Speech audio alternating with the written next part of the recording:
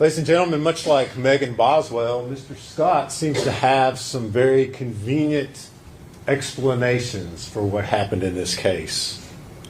Lots of things that happened in this case. All of the evidence in this case that points to his client, he's got some sort of explanation for it. But the problem is, in order to buy into this, in order to believe it, you have to believe Megan Boswell. You have to believe that when she spoke to Agent Fraley on the 25th, that she was somehow, for the first and only time in this courtroom, speaking the truth. But I think each of you, as you sit here, know that's not possible. That's not possible. Megan Boswell is one of those people. You used to hear the expression, the truth ain't in them. The truth's not in Megan Boswell. She doesn't know how to tell the truth. Everything that she tells to every person in her life is for some reason. And that reason is because Megan's trying to get something out of it. She is a master manipulator. Even at 17 years old, you sit there and watch those videos. She's trying to play everybody. She's trying to play the law enforcement officers who are interviewing her. She's playing her friends. Every person in her life who walked through that gate and sat up on that witness chair was in some way manipulated by Megan Boswell. Some way. Whether it was about Evelyn, whether it was about how she was going to pay for a babysitter, whether you're the father of my child, whether you're a great-grandfather, whether your wife who's dying of cancer is babysitting the kid. I mean, she knows no bounds. There is no person that she will not manipulate and tell untruths about and to. No one. But Mr. Scott comes in here today and says, yeah, hey, come on, ladies and gentlemen, the 25th, that was the point, which she decided, hey, I'm going to be truthful here. No, it wasn't. No, it wasn't. And we know it's not. It was just another story. She was telling law enforcement to lead them some other way. That's all it was. And if you remember, when Agent Gratz testified, General Massengill was asking him the question, when did this first thing about accidents and rollovers, when did that come up? Well, it came up when the police and law enforcement finally said, we got nothing going on here. We got to give her an out. We got to give her something so we can try to find this kid.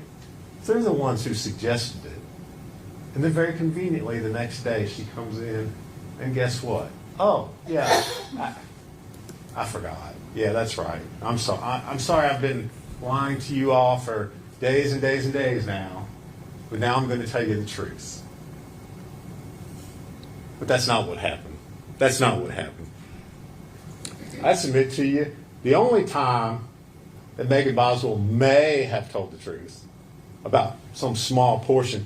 If you remember during one of the interviews, Lieutenant Price, who had been very patient with her up until that point in time, finally said, come on, something happened on December 21st.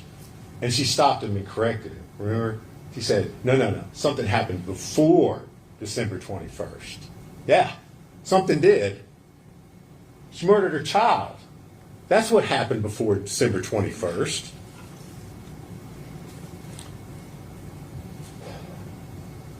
Ladies and gentlemen, before I speak further about the physical evidence that ties and shows that Miss Boswell is the one who is guilty in this case and who needs to be held accountable, I want to take you back to jury selection. Last week when you all were first up here and up there, and I asked you if all of you had brought your common sense with you. And if all of you, as you listen to the evidence in the case, would use your common sense. And everyone agreed that you would. And so I want to remind you of that. And it reminds you to apply that to the evidence that you've heard, the testimony that you've heard in this case. Because the defense wants to say that perhaps, again, speculating, it's a possibility that Evelyn just died one day in early December. And then all of a sudden, Megan engages in this just pattern of just totally bizarre behavior that involves wrapping her child in a blanket, tightly pressing her head in aluminum foil, and stuffing her in a trash can, and then engaging in this just convoluted tale to anybody who wants to inquire about what's going on with Evelyn. But it's a remarkable coincidence, isn't it, that all this occurs at the same time that she starts working at the chicken shack. And then she meets Hunter Wood. You know, that Hunter Wood. The one who lives out on the lake in the big house. And remember,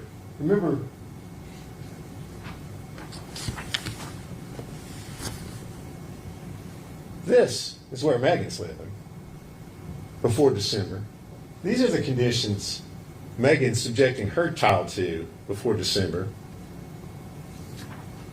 Then she meets Hunter Wood. Big house out by the lake. Dad owns a business that I'm working at.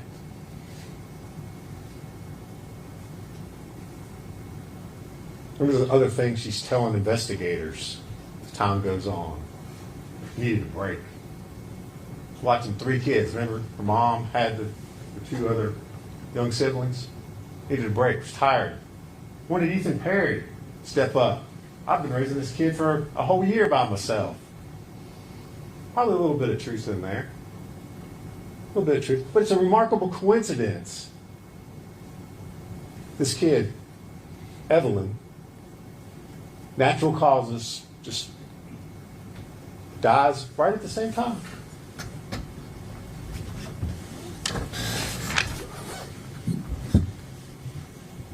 Apply your common sense in asking yourselves why. Why would Megan Boswell then start on December the 7th? She tells Bailey Hawkins, hey, it's just me. Ethan's grandma has Evelyn right now. December 7th. Remember, she starts Chicken Shack the 2nd. 7th, 5 days. 5 days later. Why does she start telling all these things that are obviously not true? I'm in a custody battle with Ethan. I don't have her. Evelyn's sick. She's got the flu. I can't bring her. Can't bring her up there to get the Christmas gifts. Let you see her. Why does she do that?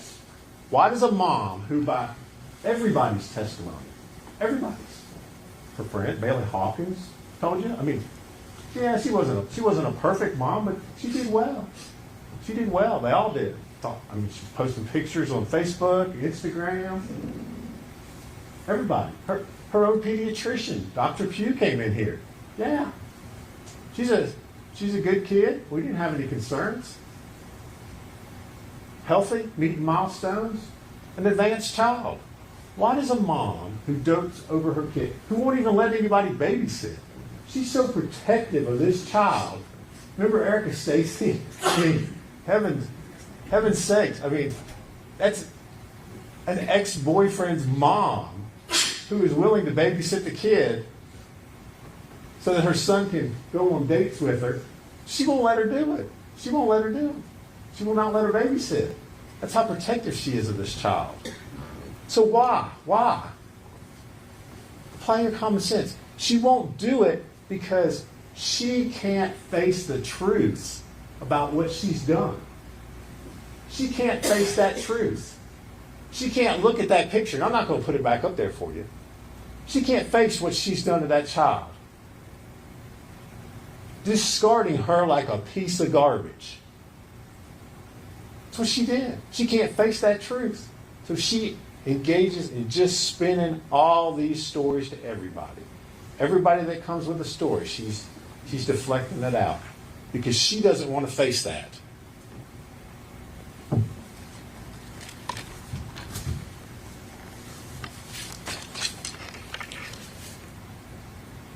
It is almost unbelievable to me that the defense is still arguing that Hunter Wood had some involvement in this case. I mean, truly unbelievable to me that they're making that argument. That has no credibility, number one. And two, no proof whatsoever. Not a single shred of evidence has been presented in this courtroom that ties Hunter Wood to anything dealing with the death of Evelyn Boswell. Not one thing. It's all just rank speculation. Oh, well, because he's in a mental hospital, therefore he must have done something. Right? No. How many people walked up there, took that witness stand and said, oh yeah, I remember when I saw Hunter and Evelyn and Megan together. I remember when I saw that. None. Nobody said that.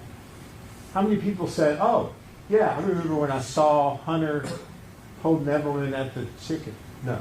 Again, nobody said that. No evidence, nothing from that witness stand ever put Hunter with Evelyn. She evidently wants you to believe, again, and I'll put this picture back up there. She wants you to believe that Hunter, and remember her when she's talking to Agent Fraley, that Hunter went over to her place. That's her place. Stayed the night with her and rolled over on the child. He's got a place over, nice place over on the lake, remember. But that's what she wants you to believe. When her breaking point, when she's finally telling the truth. Apply your common sense to that.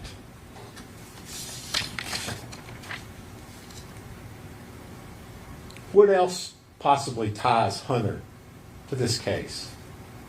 To Evelyn's body being disposed of? Well, maybe it's the playhouse over on Tommy's property. No. Again, we know Evelyn is probably gone 5 days after she first met Hunter from working at the chicken shack. But Megan Boswell wants you to believe that he's then able to go onto her and stick a Megan Boswell.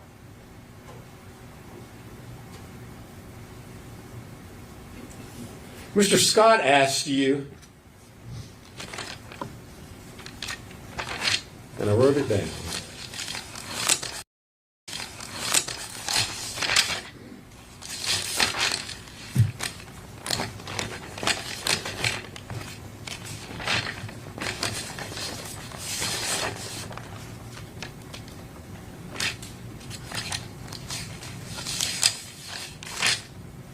He asked you who was more likely to have left a print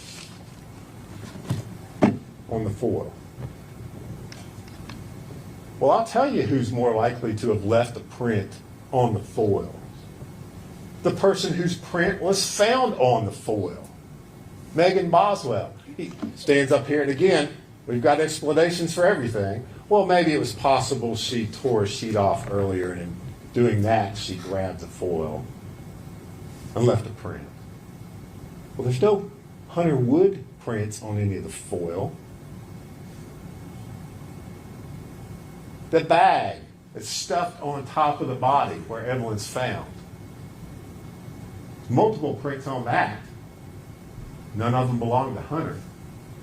They all belong to Megan Boswell.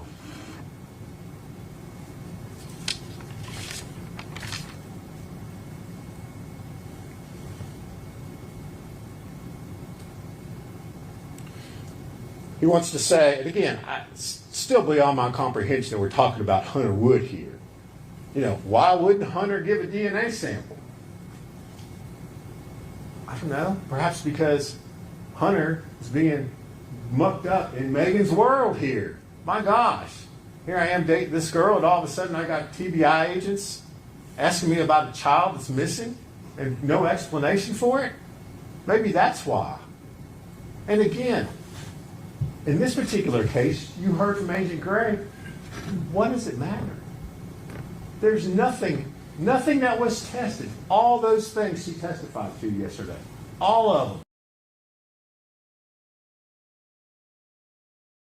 A piece of them had any identifiable DNA on it that could have been tied back to Hunter. None.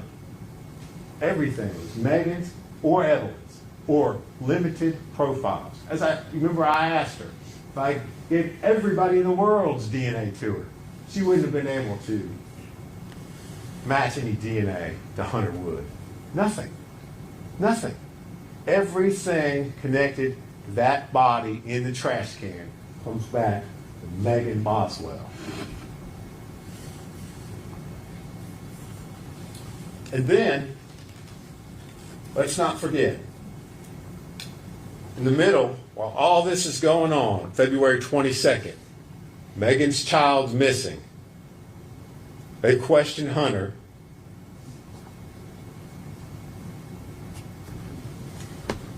And they have this conversation. And Mr. Scott wants you to believe that this is some kind of contrived thing between Megan and Hunter. But what evidence did you hear that there was any sort of contrived conversations going on here?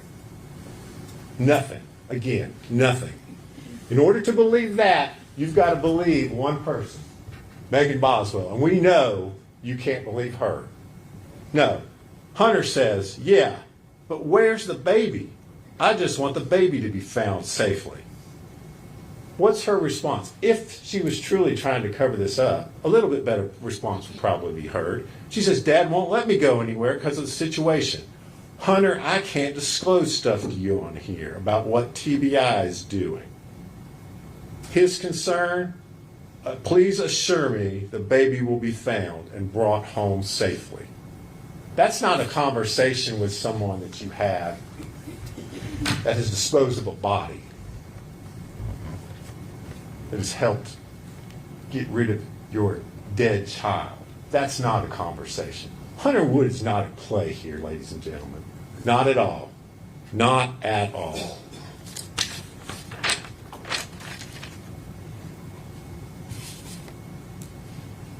Defense has also talked to you about these things that medical conditions that they questioned the medical examiners about yesterday. Possible things that might have caused Evelyn to just suddenly die of natural causes. A perfectly healthy child. Again, he's asking you to speculate about possibilities. But we don't decide this case on possibilities. And if you think about it, ladies and gentlemen, you didn't hear from just 2 doctors about Evelyn's condition, about what kind of a child she was. You heard from 3 doctors. Her pediatrician testified in this case too. And what did she tell you? Evelyn was a healthy child, advanced, had met all of her milestones. Any concerns about her health? No, her concern was that on December the 5th, she doesn't show up for her year checkup appointment. She's a no-show. That's her concern, not Evelyn's got tongue-tied. I'm concerned maybe she's going to die from SIDS. Not, oh, she's got some sort of reflux going on. I'm afraid she might be at risk to just suddenly die one day. That's not her concern. And remember, and Mr. Scott didn't talk about this because you don't want to talk about it. I asked Dr. Malushnik yesterday about statistics. This wasn't just her opinion. These are statistics kept by the Department of Health in Tennessee about the number of kids over 1 year of age who died in rollover deaths. Entire state of Tennessee last year, none. Entire state of Tennessee last 10 years, none. But yet, they want you to believe that's a possibility in this case. She's the first one, ladies and gentlemen, evidently. The first one. No, it's not a possibility. You decide this case on the evidence that you've heard and the testimony you've heard from that witness stand. And the testimony you heard from 2 different medical examiners said this child died from asphyxiation. That's what they told you. Both of them told you that. He said they had contrary opinions. They didn't have contrary opinions. One of them had a little stronger opinion, but they both had the same opinion. They both told you the cause of death was the same thing, asphyxia. And all the evidence in this case points to one person alone as being the person who caused that asphyxiation. And that is Megan Boswell. This wasn't an accident, ladies and gentlemen. It wasn't an accident at all. You've got lots of evidence of premeditation sitting over there in that box. This isn't a little piece of tin foil. This isn't foil like you stick around a baked potato and stick in the oven. You saw it. You saw the photographs. And the foil's in there. Pull it out. It's a big old piece of foil. Mr. Scott wants to suggest maybe it was sitting down in the trash can and somebody pulled it out. Nobody's using that much foil. Use your common sense. And remember the testimony from Dr. Malusnik yesterday about how that foil was applied. That blanket, so tight when they're taking it off, the impressions left on that child's face. The foil, how painstakingly slow they had to pull it off because it was tightly compressed around the child's head. I submit to you that's premeditation, ladies and gentlemen. That's intent. That's not an accident.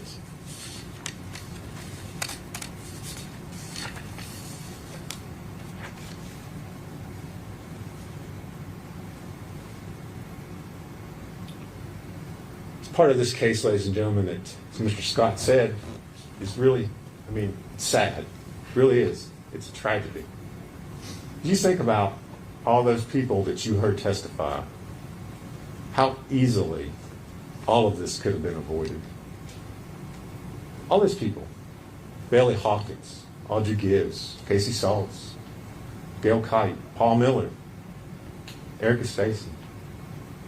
Any one of those people would have taken that child. All this could have been avoided. But Megan Boswell only cares about one person, and that's Megan Boswell.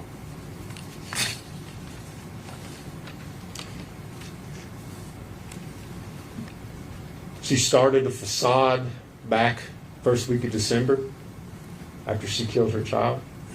She created this world, this web, you've heard it called. And that's a pretty good description of it. It's a web. And it traps and ensnares everybody that she comes into contact with. She started this facade back then, and it's continued and continued and continued. And she brought it into here to this courtroom in front of you. And she's trying to get you all to believe the rollover, believe the accident, believe my child died of natural causes, and that I just flipped out and engaged in this totally bizarre behavior. But in order to do that, you have to ignore the evidence in this case. You have to ignore the forensics that place her and her alone as the perpetrator of this crime.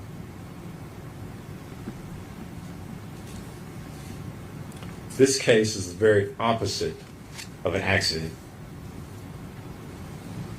It was an intentional and knowing murder of a child. Megan Boswell got rid of Evelyn so that Megan could be Megan.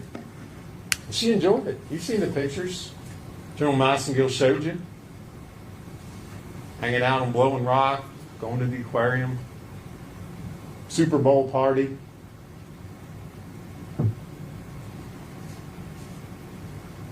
Megan Boswell sits here in this courtroom today as guilty as she was back in that first week in December.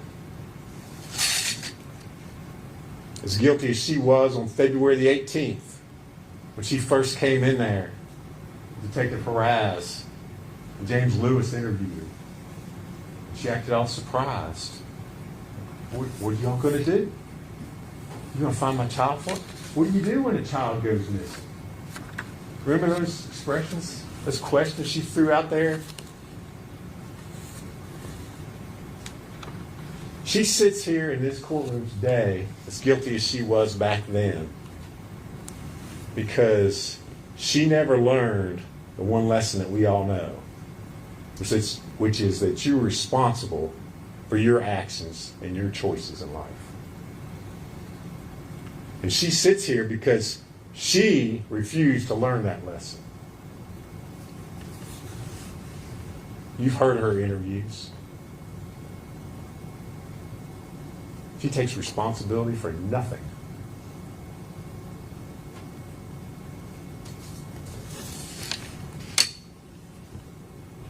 But today is the day that you get to hold her responsible for those actions, for her poor choices and decisions, for her decision to get rid of Evelyn, to dispose of her like a piece of garbage.